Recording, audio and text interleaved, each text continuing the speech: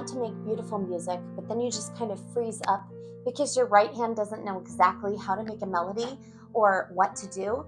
Maybe it sounds clunky, or just you're making random notes and you're not sure how it exactly fits with your left hand. What if I told you that there was a simple pattern that once you learn this lick for your right hand, you'll be playing beautiful melodies in no time? If you stick with me to the end of this video, you will learn a beautiful chord progression in the key of F major, no sheet music required, so that when you sit down at the piano, you're going to be playing an absolutely gorgeous song before you know it.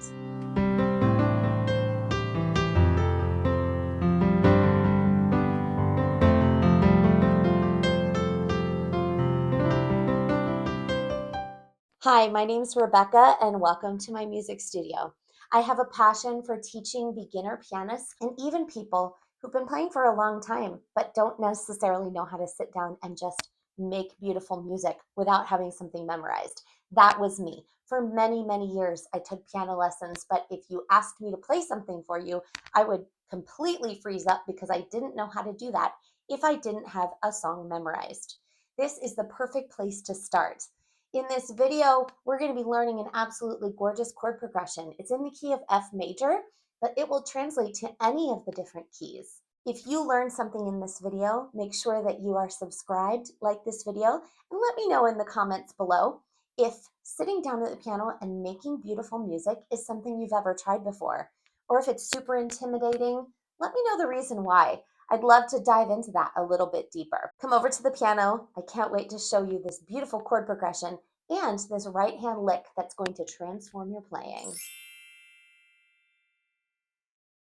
So today we mentioned that we are going to be playing in the key of F major. So let's look at what the key signature is for the key of F major. So for the key of F major, we are playing between an F and an F, and there are all white notes except for one, and that note is the B. So instead of playing the B, we're going to play the black note that's right to the left of it, which is this one, and this is called a B flat. So we'll skip over the B and play from F to F. Now, whenever we start improvisation, in a new key especially, we want to play the scale. It doesn't matter if you don't know the scale fingering. You can just use one finger just to get our ears used to the new scale and that we know which white notes and black notes to play. So here we are starting on the F. We're going to play all of the white notes up to the B flat, skip the B, and then continue on to F. Here's the B flat, skip the B,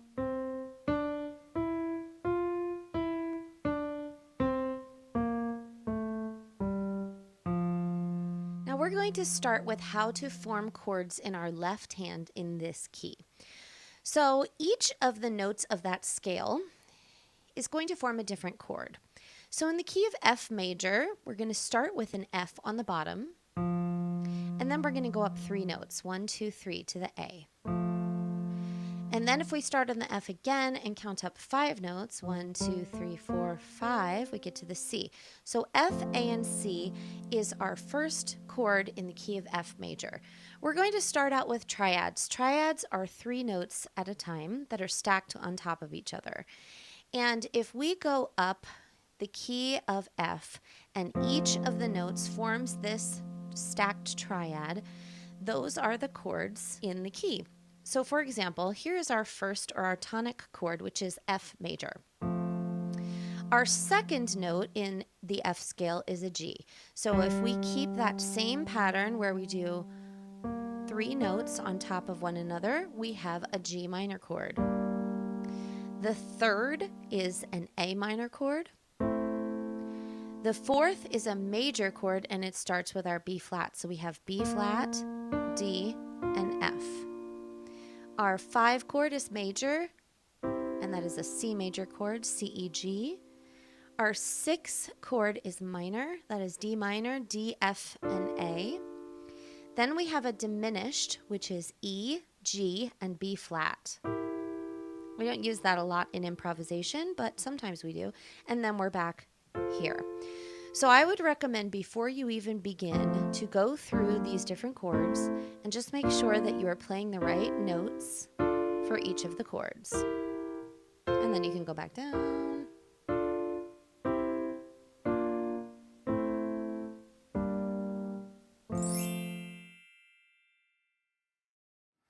This is a right hand video talking about a right hand pattern. We are going to start with the right hand pattern using the triads that we just talked about, and I'll give you the chord progression. So let's do this with our right hand instead of our left hand, but hold on because very quickly we're going to be adding the left hand immediately. Let's not be afraid of that, but first we'll focus on the right hand. So first we're going to start out with the F chord, which is our one chord. We always want to begin and end with a one chord because it kind of gives our ear somewhere to land.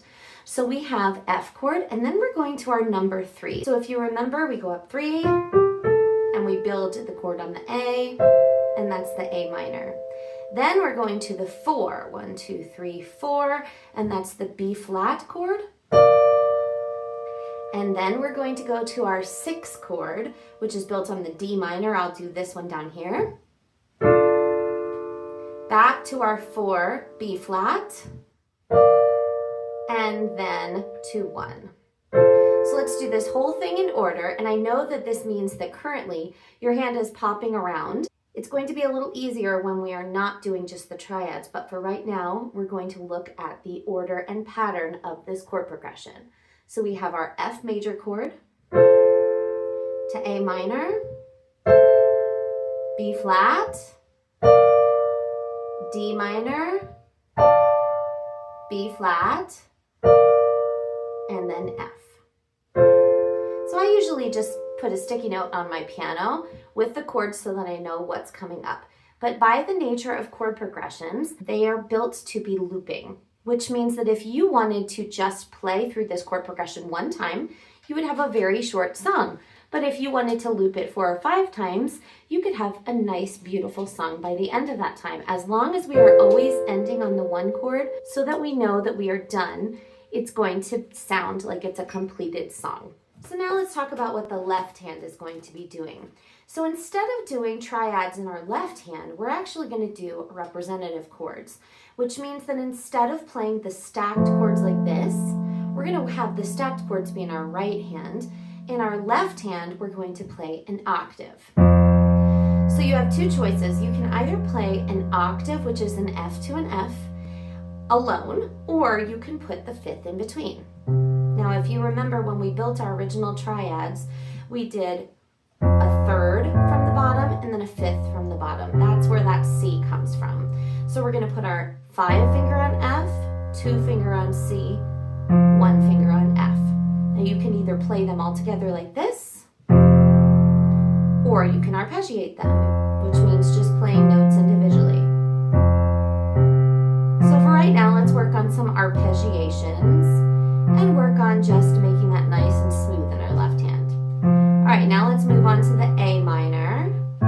So this is A with an E in the middle. Try that a couple times.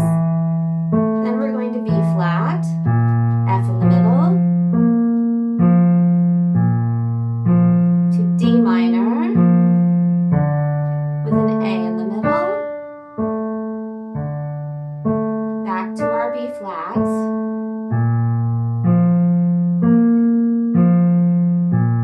and then to F. So just go through that and make sure you understand how your hands are moving. And now automatically we are going to put both hands together already.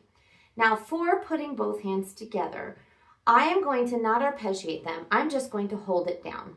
And then with my right hand, I'm going to play the triad on top of it.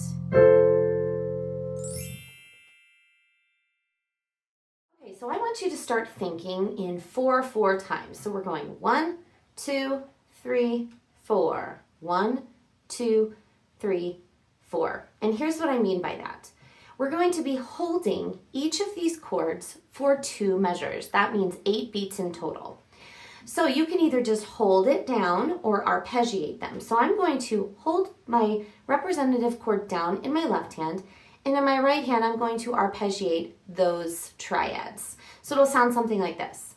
1, 2, 3, 4. 1, 2, 3, 4. Then we switch to A minor. 1, 2, 3, 4. 1, 2, 3 to the B flat.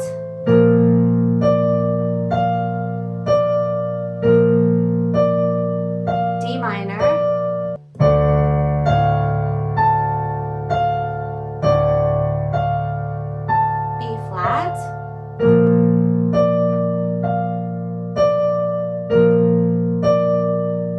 And then F.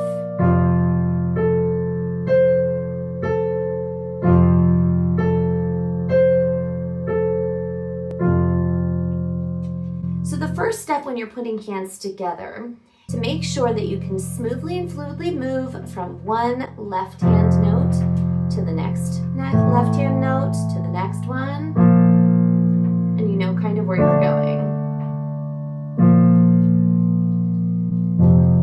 So stick with this step before moving on to our next steps, just to make sure that you have got it all together. If you are struggling with this, we're going to go very slowly. You don't have to go as fast as I just went. It can be something as slow as this. And then do it again. Before moving. So you can go as slow as you need to in order to have fluidity. Now you have some fluidity in your left hand and your right hand together. And now I'm going to talk about inversions, because this is going to lead us into the lick that we're going to be doing. The definition of a lick is just a simple musical idea that's like a little chunk out of a song, and it helps fill in between chord changes. So what we're going to do first is look at each of the chords in your right hand in their different inversions before making some choices of which inversions we're going to use for our final improvisation. So an inversion simply means that instead of just playing the triad stacked one on top of another like that, you can play it in any order. So we can take that F off the bottom and we can play that at the top, or we can take the A off the bottom and put that at the top, and then we're back to our triad. So any of those are valid choices when we're improvising. So we're going to look at all of the different inversions first, and then we're going to make some choices. So that was our F. Let's look at our A minor. This is middle C. I'm actually going to take this one just so that we don't run out of room here at the top of the piano. So we have A minor stacked. This is our first inversion, our second inversion, and then come back down, just to feel those in your hand. All right, then we have our B flat, first inversion, second inversion, and then come back down.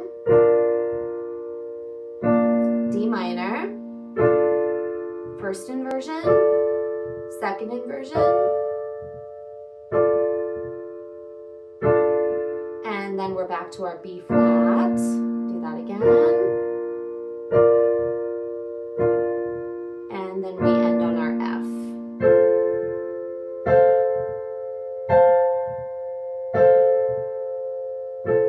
Now I'm going to give you another step for this.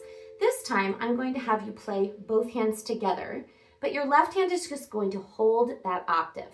Okay, so it's not really doing any rhythm in the left hand, it's just getting your hands used to playing both at the same time. So an exercise for practicing inversions would be something like this, where you play the inversions up, and then come back down, and then you switch your chord.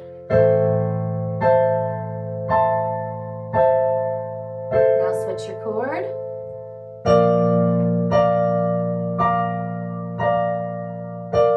Switch again.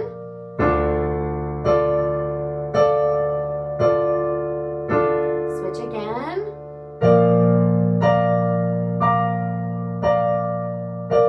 And then end on your one.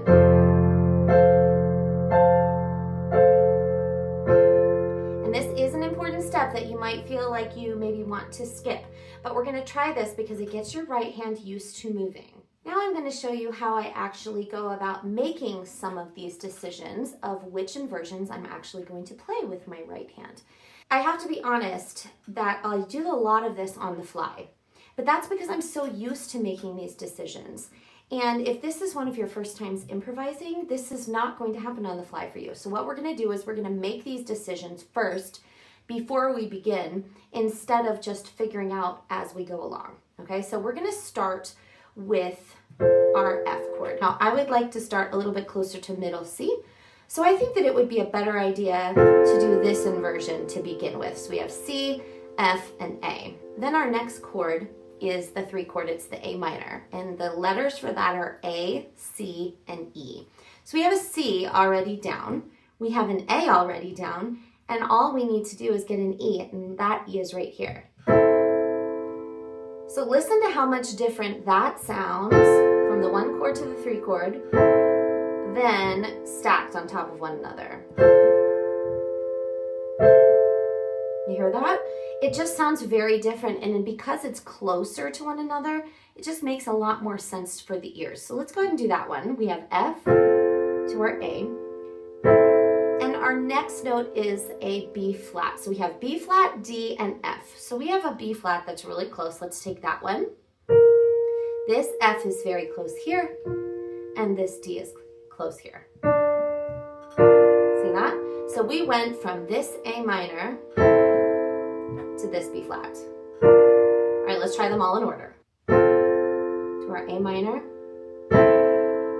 B flat, and then we're going to a D minor. That is a D, F, and A. We already have a D, we already have an F, we just need that A right there.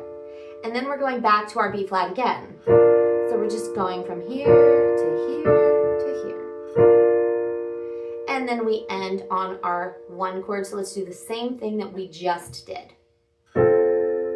Okay, so our hand didn't really move. We weren't popping around like we were popping before. So this does take a little bit of brain work, but once you figure it out, you realize how much easier it is for your hand geography to not be popping around. All right, let's try this whole thing in order. Make sure that we've got it before we put our left hand together.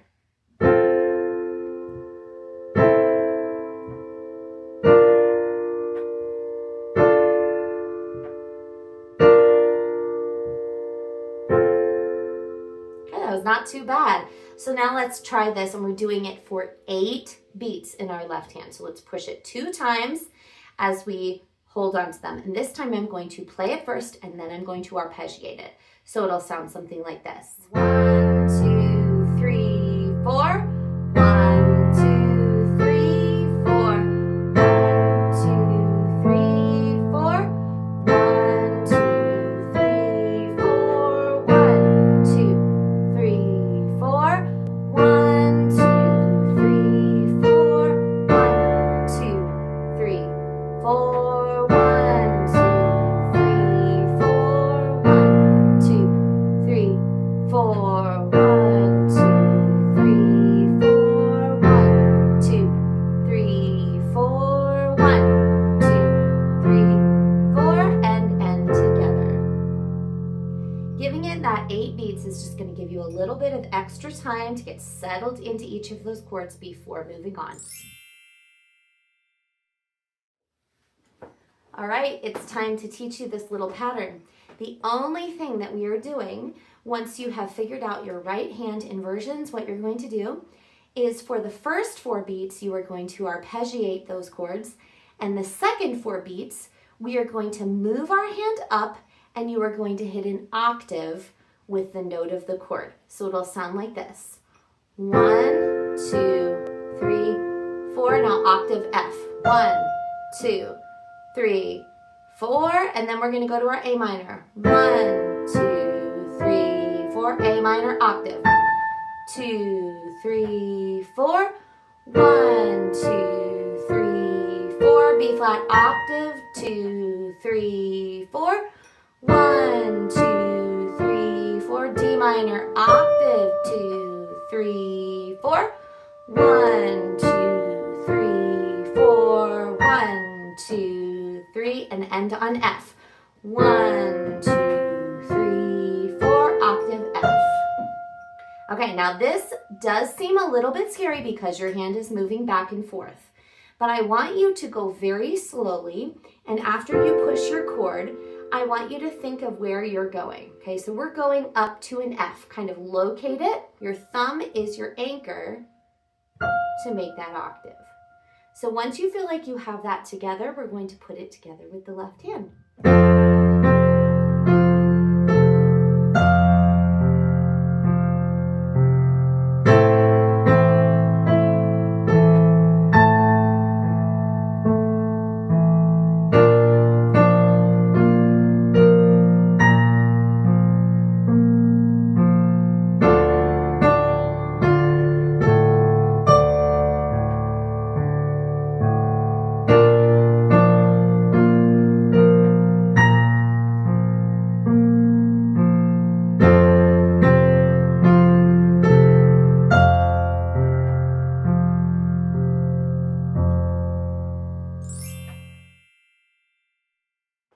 Now that might be as far as you want to go with this improvisation, and that's fine. Depending on your level, if that is enough for you and that's what you've got to practice, I want you to keep going over that spot over and over again until you become completely comfortable with that before moving on.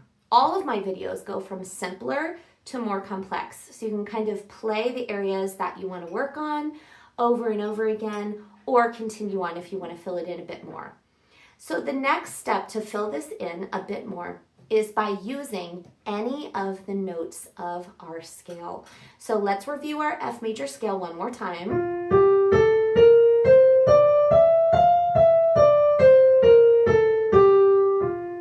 So this time you can play your chord, so for example, this D minor, and your hand, however it's positioned on the keys, you have all of those 5 notes to choose from.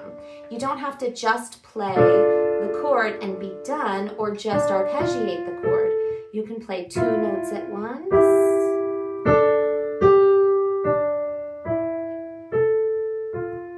Anything within that 5-note pattern. Let's look at the B flat one that we did.